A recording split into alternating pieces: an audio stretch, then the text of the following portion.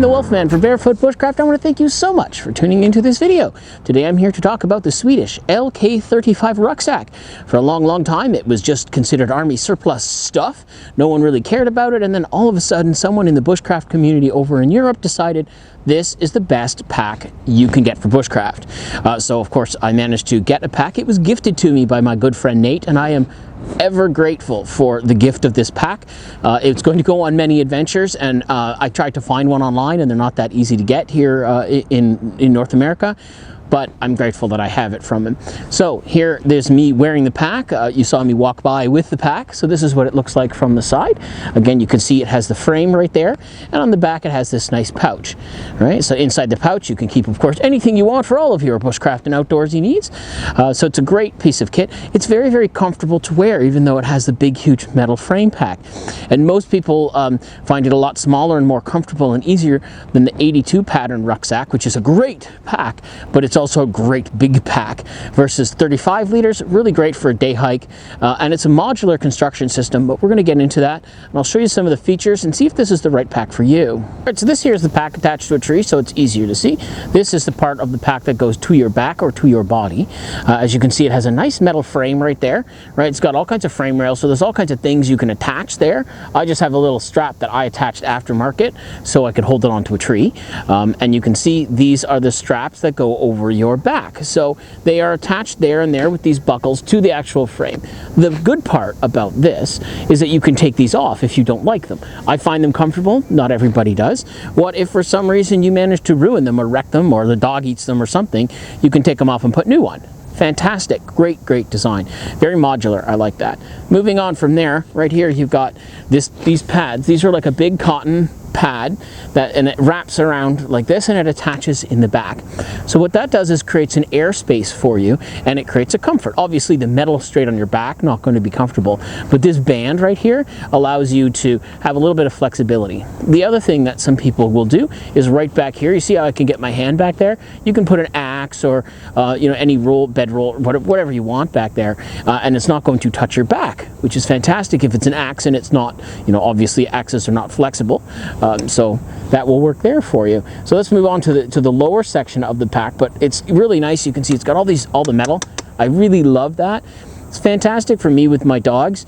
As I was saying, when my dogs pull me, they pull me all over the place when I'm hiking. So what happens is if the weight of the pack and the frame takes all the pulling, and it doesn't hurt my back on long hikes if they see a squirrel or a chipmunk or something. There's the lower half of the frame pack. Again, you can see these go down your straps, and they attach and they fix right there on the bottom. So the best part is you can replace those, like I said. This here is the back pad from an 82 pattern Canadian rucksack. I like it just because it gives me a little bit of extra padding. But again, you do have usually two of these bands, so you'll have one lower and one upper to protect you. The same thing, you can see I can put my hand way back there in this, right? So I can put axes or even firewood or something like that, sticks, whatever I want right there, just to keep it away from my back, give me that space and give it comfort. Now, one of the modifications that I have done is I have taken this and I have taken a Tasmanian tire battle belt, and that is just the battle belt. It's got some PALS webbing on there, so you can put your molly pouches on it. What that allows me to do is anything that I want to carry and access fast, toilet paper, knives, anything like that, I can put right here if I chose. And this, same thing, a beautifully modular system. The Tasmanian Tiger battle belt fits right through there, right along the back, a couple of attachment points on the frame, boom, you're in business and you're on your way. So that's that. So that what that does, again, with me hiking with dogs all the time, what I enjoy about doing that is that all the pulling and stuff like that, when they see stuff, it transfers all the pulling to the pack of the frame, to the actual metal part, and it doesn't hurt me. So that's the kind of the inside. Again, the two mods that I've done is I put this on it, and I have the butt pad, and I put the battle belt. Let's flip it around, take a look at the inside of the pack. We're going to get now into the meat and potatoes of the pack, the actual pack itself. So the one thing about this pack compared to a lot of the modern backpacks is it's got tons and tons of space and room to bolt and attach everything that you could possibly want to take out into the woods with you. So right up here you've got a spot, so you can put your bedroll up there or firewood up there or anything you needed right there like that. right? So, and they open up big, and then you can cinch it down, right?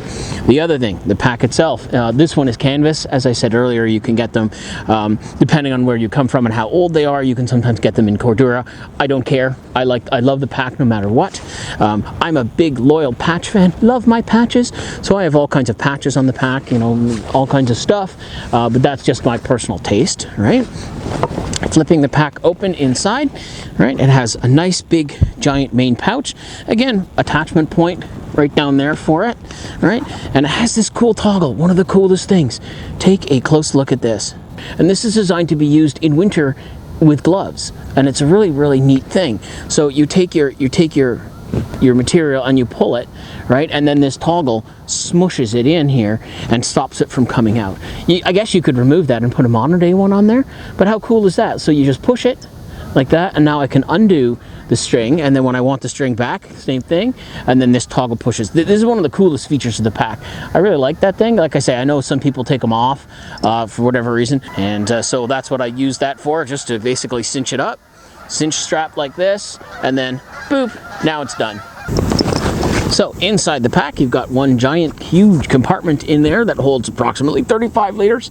You can put all your cool stuff in here, and at the very back, it has another little pouch. So in this pouch, I keep a water bladder, because I like to have the water bladder, but it's not that deep, right? Like this water bladder is fairly small. It's a 2 liter, and it takes up the entire pouch, right?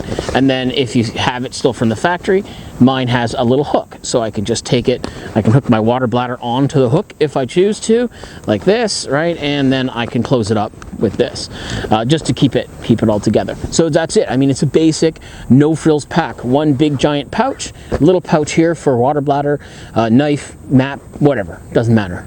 So here it is from a slightly different angle. Like I say, you've got your big, huge pouch. You can store a lot of stuff in this pack. Like, look at the size of it. It says it's 35 liters, but I mean, I guess a 20-liter water jug would fit on there nicely, so it's, yeah, 35 would make sense. Yeah, and it's really nice. And like I say, on the bottom, look at all the attachment points down there for everything you could ever need. You've got attachment points here. You've got a nice one right there if you want to put, that's probably for like your axe or skis or ski poles or hiking poles or whatever right there. And then, you know, you can cinch stuff up, right? So you have right there, cinch it up, and away you go. I mean, if you're looking for a great, nice, decent pack for bushcraft, for day hikes, that's not too heavy, but not too small, and you can modify like crazy, you are not going to get a better pack than the Swedish LK-35. So again, what else could you really ask for in a pack? I mean, if you like external frame packs, and I love the external frame packs, I love the modular ability of the pack, I love how tough they are, I really enjoy that. Again, my dogs are kind of, you know, they get a little crazy and excited when they go out, so when they jiggle, all that, the jiggling doesn't go into my back, it goes into the pack itself. And you know, what if sometime in the future I wreck or rip this or get it full of sap or whatever, I can literally take this off and I can put another pack on it. Let's say I find another pack as DPM or something else that I like more than this, has more modular stuff, you know, it's got the pals and the molly on it, anything that I want, I can just take this guy off because it's sitting here right there, and I can put a whole new pack on this frame. So usability, and Tell from Oshawa Bushcraft calls these commando packs. You can do anything with these packs.